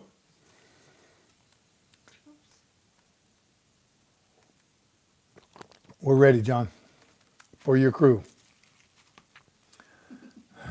I hear you talking. Talking to you. Kimi Cocoa Puffs is talking trash back here, Jared. Bring it on, John. All right. First time you were here, just scrolling. First time you're here. Been watching you for a couple minutes now. You seem like a really solid dude. Thank you for your service. Thank you, Nick V. Hang out for a little while. This is a community, and all we're trying to do is help each other out. Just make us all bigger, better, stronger, faster, and more knowledgeable. So hang out, Nick. Thanks for stopping by. Double tap that screen for us. Oh my God. Do they still call the battalion commander the old man? Funny, David, I just read something on that. I think it's kind of going out a little bit. I don't know why. Over the years, it just slowly, the skipper, right? Even Marines called the boss, the commander, the skipper. Heard it throughout my career, on and off. The old man and the skipper. I think they're going out. I don't know why. And it's something I don't know if I ever did. I don't remember. I wasn't one of those guys that used that term for no particular reason. I know on ship, the captain of the ship is the skipper. It just never, I don't know why, it just never appealed to me, but the old man, skipper, and maybe it's because I never look at them as old. Lieutenant colonels nowadays are young. Sergeants major look young as hell. Colonels look young as heck. So maybe when I was growing up, I saw it like that. I didn't see them as an old man. And as a young Marine back in the day, it was very rare that you saw the sergeant major or the colonel. So different times, but it seems to be going away. Again, funny you said that. Skipper seems too informal. I'm with you, Mark. Maybe that's why as well. Skipper just sounds like, even when you use like talking to senior officers, calling them sir, or calling them by their rank instead of sir. It's different. Here we go. All right, Hernandez asks, Sergeant Major, sir, can a recruit have an off THR record, off the record, or private conversation with his SDI due to a family emergency, and how often times does that happen? Did that happen to you? Yes, 100%. So you have an emergency come up, we would be notified. The drill instructors obviously get notified before you if it's a family emergency, a death in the family, or someone ill, went to the hospital, car accident, whatever it is. As soon as the drill instructor gets notified, you will have a one-on-one with the drill instructor. He should. Everyone, DI is different, but the senior drill instructor call you in the duty hut, have you sit down and you discuss whatever the problem is, especially if it's something significant. And I've seen it, and I've had those conversations, and those are tough. You're in a tough position as a recruit going through boot camp. You're trying to make it happen, and you got 3 months away from the world, and something happens back home. And the Marine Corps would definitely not make you miss a death in the family, a funeral, something significant, if that's your desire to go home for it. And that's up to the individual as well. But it happens. It absolutely does happen. 3 months, I mean, you never know what could happen in 3 months, where your family is, and accidents can happen at any time. So yes, the senior drone instructor, if it's something significant like that, the first sergeant should come, the company commander, but you definitely would be notified. Yes, great question. All right, now that I'm old, I see everyone as young. Same, Bob, I'm with you. Everyone looks young nowadays. Doc, how would you define success after a life of service? Another great one, Doc. Wow. How do you define success after the life of the military, after your military service? I tell you right now, one quick, easy answer for me is it's not how much money you make. That's it. When money drives you, bad things start to happen. You can want money, and everyone needs money, but when you have a mean love for money, and that's all you care about, and leadership goes out the window, and morals go out the window, and leadership, did I say leadership already? Leadership goes out. That's when it becomes bad. That's when it becomes toxic. That's when an organization starts to fail. People leave that organization. You can't keep the numbers up. You're in the hole because you're in it for the wrong reason. So success to me after the military is your family taken care of. Are you happy? Do you love going, if you started a new job, do you love going into work? I told myself years ago after I retired, if I don't love what I'm doing, I'm not going to do it. I'm too old for that. In my age and with my family right here in There's nothing I'm going to do for an extended period of time that makes me unhappy. That's when it gets bad on the home front, when you absolutely don't like what you're doing. So success to me is happiness, right? And of course, money. We all need to make money. As long as you don't fall in love with money, that's success. When you can work at a decent job because of what you're doing, right? The passion you have for that job. If it's about money, you're worried about paychecks and bonuses, wrong business. Don't be in charge. Poolee Jimenez asks, should I be worried that my recruiter says that there was a problem with my MEPS processing? I have to see him tomorrow, but I'm worried that he's upset. Could be a number of things, Jimenez. I wouldn't sweat it until you know for sure. You can war game it in your mind over and over, but just wait and see what it is. It could be something as simple as you forgot to sign on page 13 of 52 pages. So it could be something simple. I did get called back in. My driving record wasn't completely accurate, what I filled out. Not a big deal, but it's something that I had to take care of. So I would wait. Don't stress over it till you go see him tomorrow. And I don't want to say this, but if he's upset, who cares? He's got a job to do, and that's to get you into the core and what you want to have happen, right? He's just doing his job. He's going to butt heads with someone as well. It shouldn't be with you, though. He should be bending over backwards to get you exactly what you want with your life. That's the next 4 years of your life, of my life. So don't sweat it. Wait and see, and then deal with it as it comes up, and stick to your guns, though. If it's something, oh, we got to change MOSs, I need you to do this now. No, that you have to be okay with that. So don't say, okay, then I don't need to ship June 1st. I'll ship later, but this is what I want. So just make sure, go in there strong. All right, Doc, to Kimi. What's a proud moment you'll never forget involving Sergeant Major in uniform? Oh, bro, good one. Come on. No. She's thinking. Yeah, I'm thinking. I don't know. It's been so long. Little Dugan ships in 19 days. East Coast, West Coast, Little Dugan. Get after it. 19 days. That's 19 days of PT. 19 days of burpees. 90 days of running. Get after it. Spend a couple nights here and there with your family and friends. 19 days of physical fitness. Let us know where you're going. Does anyone know how long boot camp is? 12 weeks. Of hell. Yeah. 12 weeks. 3 months. 13 weeks, technically, yes. The first week is receiving. 13 weeks. 13 weeks. Yes, absolutely. Me too. What happened? I missed it. I'm sorry, you're a Yeah, former that's Marine. correct. Once a Marine, always a Marine. Former Marine private? Yes, we're all former Marine privates, except the officers. Producer, chime in. Okay, we're still waiting on Kimi Cocoa Puff's answer. I don't know. I don't remember a specific moment. I just like seeing you in different uniforms. That was really cool. So Marine Corps balls, did you go to? How many Marine Corps balls? None. Family days? Wow. Did another Homecomings? girl go to a ball? No. Yeah. What the heck? Yeah, yeah. They've all been to them. Homecomings were cool. Homecomings. Anything that were you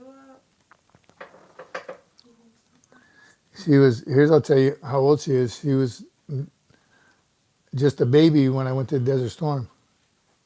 Wow. Whoa. Were you? Was that Desert Storm? Why would you do that to her? What the heck?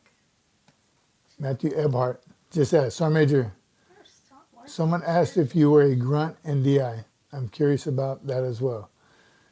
Shares. Yes. So never an 03. I enlisted as an 03, changed to 1371. But my last 4 deployments were with the infantry. Never. 1371, backbone. That's what I started out as. There you go. 1371 and DIS, he served with grunts. All right, Lincoln Mark is all over it. Even officers are privates on the rifle and pistol ranges. Is that right? Good to hear. That's how they get treated? You mean like privates? From where's Moreno at? He was an OCS instructor. Dang, Kimi. Got you, Jared. Greetings from Florida. All right. 19 days to make the next generation. Combat engineer. Going to Japan, Okinawa. You got any advice? Carl Dorr. Before we move on to our last topic, yes. Do we have advice for, excuse me, Okinawa? Anyone in this room? We loved it. Loved Okinawa. Here's what I'll highly, highly suggest is if you're married and you're taking your family, live off base. Live off base. Maybe as soon as you get there, let them move you into housing. Start looking to live to living with the community. It's a great way to learn the country, learn the culture, learn the language as best as you can, and explore the island. Okinawa is tiny, very, very small. You can go north to south, I don't know, a few hours in one day, especially if you use the expressway. But get out and explore from the top to the bottom, side to side. It's a small island with tons and tons of history, tons of military history. Go to the caves, the shrines, anything and everything you possibly do. Bases are great because some people don't want to live in the community. So as great as base is, and all of them are, they all have great restaurants and gyms and everything you can possibly need. But live amongst the community. The Okinawans are awesome, amazing people. Their hospitality is great. The food is great. Not a single bad thing to say about Okinawa. We loved it. We stayed there 2 tours. We did a back-to-back IPCOT because we loved it so much. So enjoy. Scuba dive, surfing. That's where I got my scuba license, was in, or certification in Okinawa. Did I, or Hawaii? It was Hawaii. Another island. Menacem's buddies in Okinawa loves it. Okinawa. People say they get island fever. People also say they get island fever in Hawaii. I don't, and I never, ever would. I love the island life. I love the beaches. I love everything about it. I love being that close to water. So no way in heck would I ever get island fever. I just don't think they're getting out enough and exploring enough. Don't go to the same spot over and over. All right, Poolee Frowley asks, my younger sister is now thinking of enlisting in the Marine Corps. June of 26. I asked her to wait until after college to go in as an officer. Was I wrong? It has to be up to her. At the end of the day, that's her decision.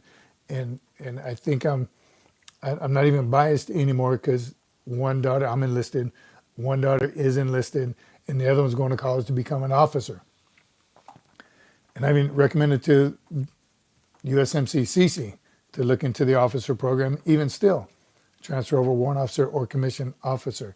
Here's what I'll say as an enlisted my entire career, no regrets whatsoever. And at times throughout my career when someone said, you should put in a warrant officer package, you ever thought about becoming an officer? I thought about it, but I absolutely loved everything I did every single day and didn't want to change any of that. I didn't feel I was missing anything at all. Absolutely loved what I was doing as an enlisted Marine. So with my kids, I want them to, at the end of the day, absolutely love what they're doing in the Marine Corps. So when USMC Cece feels a need to switch over, then she can. She wanted to do the enlisted things first, right? And check that out. And I want to let her speak for herself, but I think she loves being an enlisted Marine. I think CC number 4, who you've all met, Annie Benani, is going to love being a Marine officer. So I probably didn't help you out one iota. Here's what I tell everybody also is thinking about either one. Talk to both. Talk to both, because I'm going to talk to you about enlisted stuff and how amazing it is, because that's what I believe. I'm completely biased. I've never been an officer or lived in their shoes, so I can only tell you what I see in my relationships with officers. So back to you. But get as much knowledge as you possibly can from hopefully somebody similar to you in your likes and dislikes, your hobbies, whatever. But that's on you. So good luck in your decision. And let us know, please, and how you came to that decision. Benani said, era. Lay Cook, let's hear it. What's Lay Cook talking about? Menacem's out. Have a good night, Menachem. Lay Cook said that you were to Doc, you were the master of the board meeting on the island. the board meeting. Who brought that up? Lay Cookie said that. Yes, the board meetings I would have in Hawaii. They weren't your typical board meeting. All right, they were surfboard meetings. Yes, we would meet in the water, we'd meet at the beach and have a meeting. We'd talk Marine Corps jargon and stuff while we're waiting on a wave. We might talk about the next day's PT session, or maybe not, because sometimes you just got to get away, right? And those staff NCO PMEs, professional military education, you meet at one of the conference rooms and you talk about desert operations and suicide awareness, highly important topics and subjects, and they must happen. And that builds camaraderie and cohesion. But nothing builds that camaraderie, cohesion, motivation, and team effort and teamwork more than a day away from the office. So a board meeting meant get your surfboard and we're meeting at the beach. Yes, I might have had my share of those, almost every one of them after a while. But and sometimes that mandatory fun turns into something that sparks something in one of the Marines. Like, oh, wow, this is actually pretty cool. I didn't even want to come or get in the water, but they got the hang of it, and now you just turn them on to something positive instead of going to Waikiki and getting drunk every night. So you never know. So board meetings, my most infamous board meeting was in Waikiki. We're all meeting for a Marine Corps ball celebration at the hotel, ordering the dance floor and what do we need and how much money we got to raise. And I scheduled it like 09 on a Friday morning in Waikiki, because my thought process was I'll go about 05, catch some waves, and then just put the board in my truck and go to the meeting. What I didn't plan for was it was a great day with perfect sets, and I got there early and it was just wave after wave and checking my time. I kind of ran out of time. I didn't have enough time to get from a set all the way to the conference room, or even further than that. I had to drop my board off, change over, and get to the conference room. I was running behind, so I left my board near my truck because I couldn't even get through because now the lobby's full, and I parked in the hotel parking lot. So when I went in at 5 carrying my board, and there was nobody there. But at 8:45, it was packed, so I couldn't even get to my truck with my surfboard because I couldn't wait for the elevator. Anyway, and I couldn't get to my truck to change over, so I went to this board meeting, just coming out of the water for like I had a good Marine Corps ball, what's it called, a community team committee. I had a great Marine Corps ball committee who handled that meeting with me to come in late with sand on my feet saying, great idea, let's go for it. So prepare when you have a board meeting like that. All right. So what we're going to finish up with your exit strategy. Don't forget exit strategy. And that's whether you did 4 years or an entire career, you got to prepare for getting out. And we do, yes, talk about it quite a bit. But the last part of it is the PCSing part of it. So if your contract, mine just happened to be, I enlisted in June. I graduated in August. Yeah, I enlisted in August. Went to boot camp in August. So my EAS, whenever it was, however many contracts later, was going to be in August also. Excuse me. August is summer. Summer is PCS season. Permanent change of station, for those of you that don't know. PCS. It's when half the Marine Corps is moving, either getting to your new duty station and leaving it. You're doing one or the other, or retiring, getting out. So summer is very popular for that. And I think it's great that it is, because that typically means that the older Marines have kids in school, high school, and the last thing you want to do is move a kid their senior year. Or even in the middle's a little better, what we've come to find out. I think we're pretty successful for that. Kimi Coco Pop moved as a junior, so she did 2 years at one high school and 2 years at another, right? Sophomore. As a sophomore, so you did 1 year in Kubasaki? Mm-hmm. Oh, well, even better. So, yeah, it sucks to leave your friends, but at least you have 3 years to make more friends. So that's not bad. In the middle is not bad. I think leaving as a senior would probably be the Was worst. you there? I don't She think just asked if I was there. Yeah, I was there for it. CC number 2 spent all 4 years in one high school. Did I get that right? No. No. Oh, no. She did 2 and 2. Yeah. Yeah. So CC number 2 did 2. Yeah, so 2 Kubasaki, 2 Oceanside. 2 Oceanside, 2 Kapolei. Golly. No, Castle. See? Oh, Castle. Yeah, 2 Castle. 2 Oceanside, 2 Castle. Just High school years. head. So what was the question? Yeah. CC number 3 did all 4 years at one high school. Yep. did? Yep. Who did? Taya? Taya. Went where? All 4 years, Kapolei, one high school. CC number 4 Did all 4. did all 4. A little different. The freshman was just a freshman school, but all, yes, heard. And so, what was the question? I don't remember. About, remember. But John Junkin has another one. let's hear it, McJunkin. Dep Police Scherzer. Sergeant Major, my mom chewed out my recruiter because he told me that he couldn't guarantee my job. We have a DEP meeting this week, but I'm unsure I should go. What to do? 1, make sure you go. You should absolutely go. So mom got mad at the recruiter because the recruiter told you and mom that I can't guarantee that MOS, right?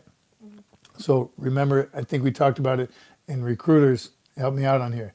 So what they can guarantee is your OC field, your occupational field. So 0300, they can guarantee you 0300.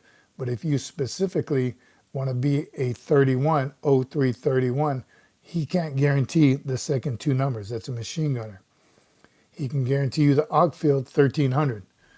1371 is a combat engineer. I was guaranteed 1300 occupation field, OC field. No one, and I didn't know at the time. I didn't think to ask, but I didn't ask him where could I possibly go. You're much farther than I am now, than I was then. So they can guarantee you the OC field, but not the second part of it. Does that make sense? So as a 1300, I could have ended up as a heavy equipment operator, a utilities guy, water guy, whatever, as long as I was guaranteed the 1300 occupation field. Does that make sense? So that's why I highly suggest you go to just know what they're talking about, and you'll get guaranteed that field. Yes. You started to talk about that. All right. So back at it. That was her fault. So good luck, and let your mom say whatever she wants to say. Don't be embarrassed by it. She wants what's best for you, so she's advocating for you right now. Go with her and back her up, and make sure it's exactly what you want. It's never too late. You can back out altogether. Say never mind then. So I got to believe that the recruiter is going to do his or her very, very best to get you as close to exactly what you want as possible. I'm positive of it. They got to make numbers, and they got to get you in. They got to do what they're supposed to do. They have rules that they got to follow as well. But let him or her know exactly what you want. If you don't get it, then wait for it. But they cannot guarantee the second half of that MOS. So know that going in. All right. Yes, recruiters have thick skin. They can take it. Back to PCS. And so that's a part of transition that kind of seems like it's just going to happen, especially after you've been in for a while, because it does just happen. You receive orders, you're going to this unit in this geographic location. Here's when you got to be there. So then you reverse plan and say, okay, well, I want my household goods shipment on this date. You start calling schools to the new location you're at. My kids are going to transfer over. It's things, it's logistically, it's a lot of work, but you're going to another installation, another Marine Corps base where everything's going to be provided for you. It's just the logistics of you plugging in all the right pieces at the right places at the right times. It happens. Not really that hard, especially when they come pack your stuff up and move it for you. And I heard that changed just a little bit. Your last PCS to first Civ Div, now that's a little different because you aren't guaranteed housing. You're not guaranteed a job. Your wife, your spouse, they're not guaranteed a job. Your kids aren't. Not that the government doesn't care anymore, but you're on your way out. They don't have to provide any of that for you. You're not serving anymore. And again, same thing, reaching back to people. Hey, you moved to this little city in Oklahoma. How'd you do it? Anything I need to look out for? So use that networking first. I highly recommend you get on LinkedIn, YouTube, ask questions here. This is a great place to be. Ask anyone in the comments section, any part of the SFMF crew, and they can lead you in the right direction. That last PCS is a tough one. I'll double down a little bit. That second PCS move could be even tougher if you move more than once. Depending on where you met your spouse, if you are married, this is primarily for married people. Single, I don't think it's that difficult. You just got to decide. It's just up to you to decide. All right, well, although I came from here, I want to go back to a new state. That's completely on you. You're by yourself. When you're doing it with the family, again, all those things, they're leaving friends. Your wife's leaving a good job. Your spouse is leaving a good job, possibly. How are you going to start making ends meet right off the bat? Hopefully you've planned it well enough to you're out at least 30 to 45 days before you stop getting paid. In other words, your end of contract mine was August 3rd, but I was out well before that. So a little bit of transition period of you're not so worried about money. But remember, when do you start? You start working on that 18 months out, a year out, 2 years out, 18 months out, a year out. You're doing all that preparation for you to make that final PCS to first Civ Div. So prepare. You got to prepare for it and be places like this to learn as much as you can. Doc says, yes, if you need questions answered from 1775, please ask Jared. When him and Samuel Nicholas were hanging out at Tunst Tavern, drinking a beer, Jared's battle buddy, Chesty, walked in. Keep your powder dry, Jared. That Poolee, Harrington, asked, Sergeant Cece, Sergeant Cece, as a female entering boot camp in the wintertime at Parris Island, what should I be made aware of while there, besides missing out on the holidays? USMC Cece, where you at on that? Here's what I can tell you about winter in San Diego. It gets cold. It absolutely gets cold. So I'm guessing Parris Island is probably the same. It was, again, being their drone instructor, you're there through all the seasons. As a recruit, it was summer, it was hot. We had some black flag days, and all I could think to myself was, man, I should have came in the winter. Winter Marines say, no way in heck would I ever go through winter again. I wish I would have went through in the summer. So one, it's 3 months.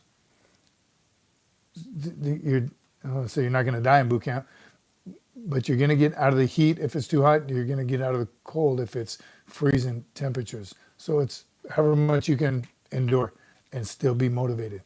But we'll wait for USMC Cece to answer if she's still here, which she better be. All right.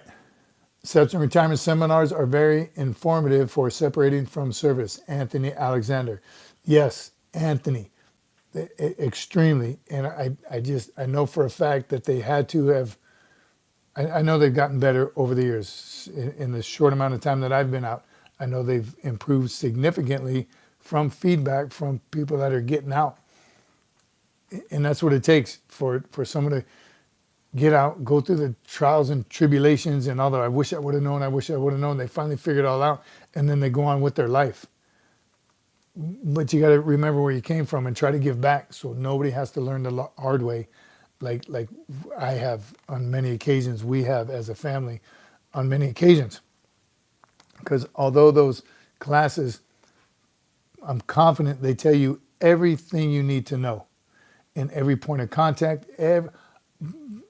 I say 99% of the things that you need to know, but you're getting all that information, you're receiving all that information in a short amount of time. And when you have certain things in your mind, especially again, your makeup is going to be different. Spouse, kids, how many kids going to college? When we left for Okinawa, that's when CC number one went to college while we lived. So that was a little chaotic all at the same time. Is that correct? Hawaii. Oh, Hawaii. I keep saying Okinawa. Hawaii. So, yes, take those classes as often as they're offered, or as soon as you can get in. I think someone said 2 years now, but definitely 18 months and 1 year out. And ask the questions. I didn't realize that I had so many questions until I was on the outside looking around like, what the heck? What do I do now? Where's my admin? Why aren't they telling me what I need to do now? Need a job, need a house, school. What are you providing for me? Doc says, to all 4 CCs, who's your favorite? Who is There's 5 CCs. You talk about the kids, Doc. 5 kids, which is my favorite? I'll whisper it so they can. They're all my favorite, of course. Depends on who's here now, who's not here. who's Dang. here right now? This is recorded. Who's here right now? Kimi Cocoa Pop CC I'm the number 1 is here. So of course it's loved her Kimi. the most, that's for sure. We've loved her the longest. That's for sure. Yeah, he said me. Good question. Nice try, Doc. Come You're prove not it. getting me Come prove it, Annie. because once the camera goes off, I'm here by myself. So if you see that, if you see a short come out right away and all it is this, you know to send help. McJunkin says, Madam Producer, I think Sergeant CC is AWOL. I do too, right? How many burpees? McJunkin, she owes us. All right. Jared said Mrs. Sergeant Major is your favorite CC. Yeah, right? Yes, of course. That went without saying that, of course, the producer is my favorite CC of all time. Jared, see, Jared. Jared had my Right back. answers. No, he's got the right answers though. Oh, he's the one who said it. Mm-hmm. Who would win in a ladder match? You or Heel Cena? Who's that? Little tiny John Cena? Who is she? Never heard of her.